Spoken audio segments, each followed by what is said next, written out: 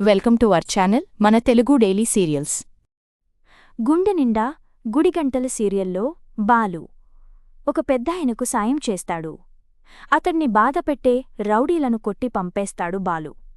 దాంతో అతడు బాలుకి సాయం చేయాలని ఫిక్స్ అవుతాడు. ఈ క్రమంలోనే అతడు ఓ ఫర్నిచర్ షాప్ అమ్మేస్తున్నానని, బేరం కోసం చూస్తున్నానని చెప్పడంతో, ఎలాగో మనోజ్ బిజినెస్ పెట్టాలి అనుకుంటున్నాను కాబట్టి అదే ఫర్నిచర్ షాప్ మా అన్నయ్యకు ఇస్తారా అని అడిగి మరీ విషయం చెప్పడానికి ఇంటికి వెళ్తాడు బాలు. గుండెనిండా గుడిగంటల సీరియల్ ఆగస్ట్ 29 ఎపిసోడ్లో మనోజ్ గాడు బిజినెస్కి ఒక షాప్ చూశాను అని బాలు ఇంటికి వెళ్లి చెప్పగానే ప్రభావతి తీసిపారేస్తుంది.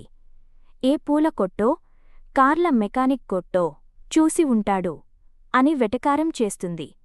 నేను చూసింది ఫర్నిచర్ షాప్ అని చెప్పడంతో ప్రభావతి మురిసిపోతుంది. మనోజ్, రోహిణి కూడా సంబరంగా ఆ షాప్ చూడటానికి బాలు వెనుక వెళ్తారు. సత్యం, రవి, శృతి కూడా వాళ్లతో పాటే ఆ షాప్కి వెళ్తారు. ఇక అక్కడ షాప్ ఓనర్ బాలు మంచితనాన్ని సత్యం ముందు పొగుడుతుంటే ప్రభావతి, మనోజ్, రోహిణీలు కుళ్ళుకుంటారు. మా మనోజ్ పెద్ద బిజినెస్మెన్ అవుతున్నాడని కుళ్ళు మీకు అని ప్రభావతి, మీనా బాలులను మాటలు అంటుంటే, ఈ షాప్ చూపించిందే నా భర్త అని గుర్తుచేస్తూ ఉంటుంది మీనా కోపంగా. సత్యం, శృతి, రవిలు మధ్య మధ్యలో ప్రభావతి, రోహిణీలకు చురకలు వేస్తూ ఉంటారు. ఇక మొత్తానికి షాప్ నచ్చిందని కొనడానికి సిద్ధం అంటాడు మనోజ్. రోహిణి కూడా సరే అంటుంది. ఇక లావాదేవీల గురించి మనం తర్వాత మాట్లాడదాం ఆయనతో మనోజ్ అందరి ముందు మాట్లాడనివ్వదు అని రోహిణి అంటుంది. ఇక ఇంటికి వచ్చాక ఏం పేరు పెట్టాలనే చర్చ వస్తుంది. భోజనం చేసే సమయంలో అంతా చాలా సలహాలు ఇస్తారు. మనోజ్, రోహిణి మాత్రం మాకు కలిసి వచ్చే పేరు పెడతాంలే అంటుంటే, ప్రభావతికి మాత్రం తన పేరు పెడితే బాగుండు అని ఎక్స్ప్రెషన్స్లో కనిపిస్తూ ఉంటుంది. మీనా అయితే రిబ్బన్ కటింగ్ మన అమ్మమ్మగారితో చేయించి ఆవిడ పేరు పెడితే కలిసి వస్తుంది అంటుంది. బాలు, శృతి కూడా మంచి సలహా అంటారు. ప్రభావతికి అది నచ్చదు. సత్యం కూడామా అమ్మ పేరైతే బెటర్ అంటాడు. కాని మనోజ్ తనంతట తాను మా అమ్మ పేరు పెడతాను అంటాడని ఆశపడినట్లు చూస్తుంటుంది. కాని మనోజ్ అలా స్పదించకపోయేసరికి ప్రభావతి మనసు చివుక్కుమంటుంది. బాధతో అక్కడి నుంచి లేచి వెళ్ళిపోతుంది. అది గమనిస్తాడు బాలు. ఇక కాసేపటి తర్వాత మనోజ్, రోహిణి ఇద్దరూ షాప్కి ఏం పేరు పెట్టాలని అని చర్చించుకుంటుంటే, బాలు అట్టుగా వెళ్తూ చాటుగా వాళ్ల మాటలు విని ఆగుతాడు.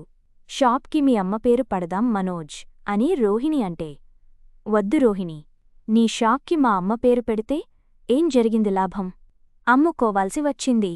కనీసం మీనా పూల కొట్టుకు మా అమ్మ పేరు పెడితే కార్పొరేషన్ వాళ్లు ఎత్తుకెళ్ళిపోయారు. మా అమ్మ పేరు కలిసిరాదు, రోహిణి వద్దు అని అవమానకరంగా మాట్లాడతాడు. అంతా బాలు రికార్డ్ చేస్తూ దొరికావ్రా అనుకుంటాడు మనసులో. తప్పు మనోజ్, మీ అమ్మగారి వల్లే మనం ఎన్ని తప్పులు చేసినా ఈ ఇంట్లో మనం ఉండగలుగుతున్నాం అంటుంది రోహిణి మనస్ఫూర్తిగా. అది వేరు, ఇది వేరు రోహిణి. మా అమ్మ పేరు వద్దు. కావాలంటే ఆవిడకు ఒక చీర కొనిపెడదాం తప్పితే అమ్మ పేరు కలిసిరాదు అని వాగుతాడు మనోజ్. వెంటనే బాలు దొరికావని వాయిస్ రికార్డ్ చేయటం ఆపేసి డైరెక్ట్గా వాళ్ళ గదిలోకి వెళ్తాడు.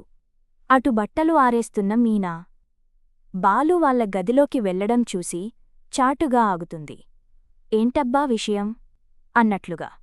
ఇక బాలు వాళ్ళ ముందుకు వెళ్ళి మనోజ్కి తాను రికార్డ్ చేసిన వాయిస్ వినిపించి, షాప్కి అమ్మ పేరు పెట్టాల్సిందే, లేదంటే ఈ వాయిస్ అమ్మకు వినిపిస్తాను అని బ్లాక్మెయిల్ చేస్తున్నాడు.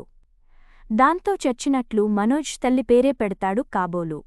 ఇక కమింగ్ అప్లో బాలుని మీనా ఇదే విషయం గురించి ఆరా తీయడమే ఆసక్తికరంగా మారింది. మీకు అత్తయ్యకు క్షణం పడదు. మిమ్మల్ని ఆవిడ తిట్టడం, మీరు ఆవిడ్ని రెచ్చగొట్టడం, ఇదే కదా మీ పని? కాని ఆవిడమీద మీ మనసులో ఇంత ప్రేమను దాచుకున్నారు అంటుంది మీనా బాలుతో.